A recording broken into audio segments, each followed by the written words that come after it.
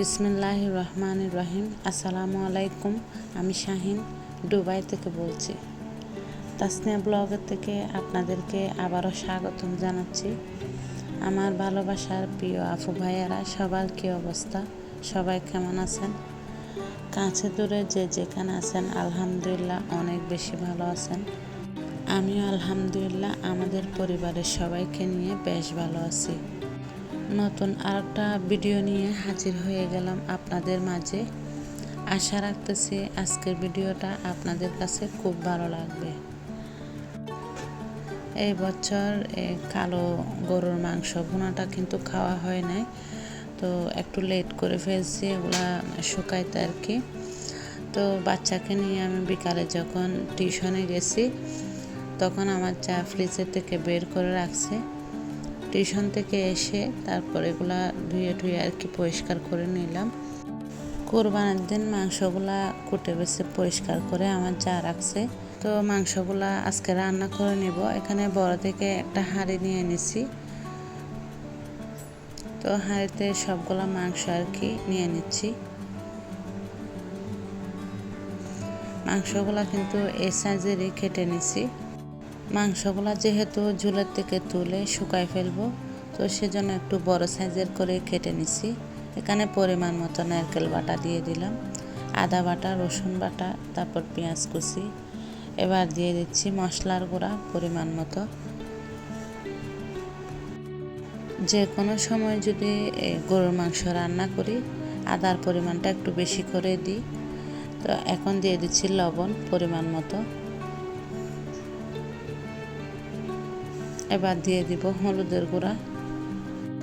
হলুদের পরিমাণটা একটু কম করে দিছি, যেহেতু হলুদগুলো একটু টক।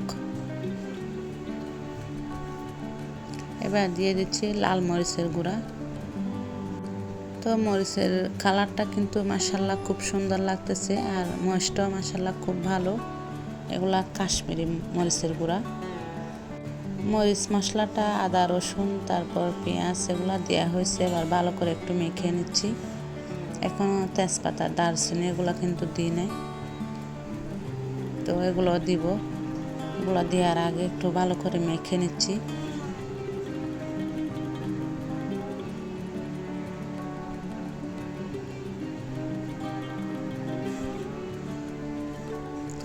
তো অনেকক্ষণ সময় ধরে কিন্তু মাংসগুলো আমি মেখে নিছি।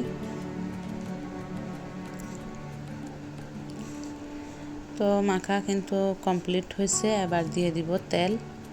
তেলের পরিমাণটা একটু কম করে দিছি, এগুলা যেহেতু চুলের থেকে তুলে নিব। তো তেলটা দিয়ে আবার একটু ভালো করে মেখে নিচ্ছি। যেহেতু বেশি মাংসগুলাকে মেখে মরিচগুলা ভিতরে খাওয়াই দিব আর কি, তাতে কিন্তু ভালো হবে।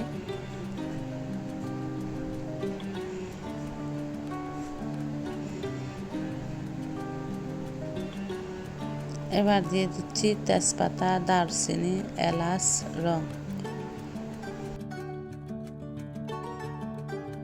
তো এগুলো দেওয়া হয়েছে। এবার চুলার গ্যাসটা আর কি অন করে দিলাম, ঢাকনা দিয়ে ডেকে দিছি। তারপর চুলার আরেক পাশে রান্না করে নিচ্ছি ভাত। তো 5 মিনিট হয়ে গেছে, চলে আসলাম। যে কোনো কিছু রান্না করলে আর কি সাথে সাথে কিন্তু ব্লক চলে আসে। পানি যেহেতু গরম, তো বাইরের রোদে আর কি পানিগুলা কিন্তু একদম গরম হয়ে যায়। তো চুলা থেকে ভাতটা নামিয়ে নিলাম, মানে ফ্যান গালতে দিয়ে দিচ্ছে আর কি। এখন রান্না করে নিচ্ছি মুরগির মাংস। তো মাংসর মরিচ মশলাটা ভালো করে কষিয়ে নিচ্ছি। এবার দিয়ে দিচ্ছি মাংসগুলা।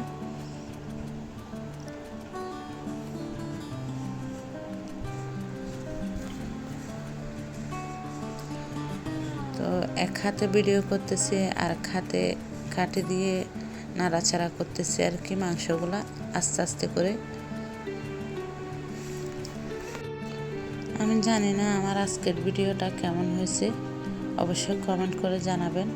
ভিডিও ভালো লাগলে একটা লাইক দিতে কিন্তু একদম ভুলবেন না। আর আপনি যদি আমার চ্যানেলে নতুন সদস্য হয়ে থাকেন, চ্যানেলটি সাবস্ক্রাইব করে পাশে থাকবেন বন্ধু হয়ে। ইনশাল্লাহ আমিও আছি আপনাদের পাশে সব সময়ের জন্য। দুটোটা কাজ আপনি যদি অলরেডি করে থাকেন, আপনাকে অসংখ্য ধন্যবাদ। আমার পুরাতন নতুন বন্ধুদেরকে অসংখ্য ধন্যবাদ ভালো ভালো কমেন্ট করার জন্য। আপনাদের জন্য মন থেকে অনেক অনেক দোয়ার ভালোবাসা রইল। তো যাই হোক, আমার জন্য বেশি করে দোয়া করবেন, আমিও ইনশাল্লাহ আপনাদের জন্য দোয়া করি। এখন মাংসগুলো একটু নেড়ে ছেড়ে নিচ্ছি। এগুলা কিন্তু ঘন ঘন একটু নেড়ে ছেড়ে নিচ্ছি, যেহেতু নিচে দিয়ে লেগে যাবে।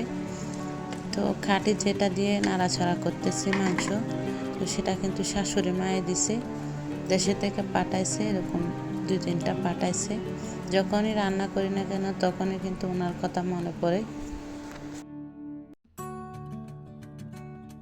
মুরগির মাংসটা রান্না হয়েছে, মুরগির মাংসটা নামিয়ে চুলা থেকে ঢেঁড়সটা রান্না করে নিলাম। তো রান্নাটা কিন্তু কমপ্লিট হয়েছে, কিছু থালা বাটি ছিল সেগুলো ধুয়ে নিলাম। এই মাংসগুলো আরও 10 মিনিটের মতো চুলায় রাখবো। তো রাখার পরে কিন্তু এবার নামিয়ে নিব আর কি। তো এটা হচ্ছে তারপরের দিনের ভিডিও, সকালবেলার ভিডিও। সকালে মাংসগুলো ঝোলের থেকে তুলে আর কি বড় ডেকচিতে করে দিয়ে দিছি। তো এরকম করে কিন্তু মাংস শুকায় আমাদের বাসায়। তো ডেকচির নিচে লোহার একটা ঢাকনা দিয়ে দিছে, যাতে তাপটা বেশি না লাগে, যাতে পুড়ে না যায়। মাংস টোটাল 4টা ডেকচিতে করে নিছি। তো মাংস এই দুটোটা ডেকচিরগুলো আর কি শুকাই গেলে তারপর পরের 2টা আছে সেগুলা দিয়ে দিব।